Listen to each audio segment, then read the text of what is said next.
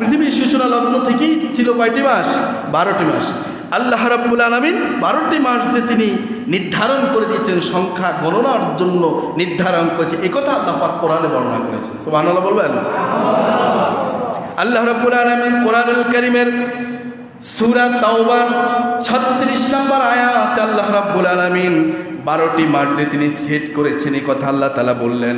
আল্লাহ রাব্বুল আলামিন সেখানে বললেন, ইন্না ইদ্দাতাশ শুহুরি ইনদাল্লাহি 12 শাহরান ফি কিতাবিল্লাহ ইয়াওমা খালাকাস সামাওয়াতি ওয়াল আরদা মিনহা আরবাআতুন হুরুম যালিকা দ্বীনুল কাইয়্যিম। জোরে বলি আল্লাহু আকবার। আল্লাহ রাব্বুল আলামিন সূরা তাওবার 36 নম্বর আয়াতে বললেন, আল্লাহ তাআলা কত সুন্দর করে দুনিয়ার বাসীকে জানিয়ে দিলেন, ইন্না ইদ্দাতাশ শুহুরি ইনদাল্লাহি 12 শাহরান, যে আমি এই আল্লাহ তাআলা বললেন নিশ্চয়ই আল্লাহর বিধান ও গণনায় আল্লাহ তাআলা 12টি মাসকে নির্ধারণ করেছে। সুবহানাল্লাহ।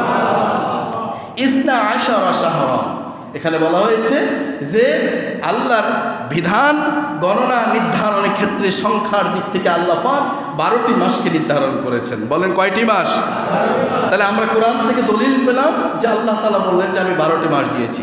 এরপর আল্লাহ তাআলা বললেন, ফি কিতাবিল্লাহি ইয়াওমা খালাকাস সামাওয়াতি ওয়াল আরদা মিনহা আরবাআতুন হুরুম। আল্লাহ তাআলা বললেন, এই যে এই আসমান জমিন সৃষ্টির মধ্যে, আসমান জমিন সমূহ যেদিন সৃষ্টি হয়েছে, আল্লাহ তাআলা বললেন সেদিন থেকেই আমি তার মধ্যে 12টা মাস সেট করেছি। আর এই 12টা মাসের মধ্যে আল্লাহ রাব্বুল বললেন মিনহা আরবাআতুন হুরুম, এই 12টি মাসের মধ্যে 4টা মাসকে আমি আল্লাহ হুরুম মাস, হারাম মাস, সম্মানিত মাস হিসেবে ঘোষণা করেছি। সুবহানাল্লাহ। সেই 4টা মাসের ব্যাখ্যা আসবে সামনের জুমায়।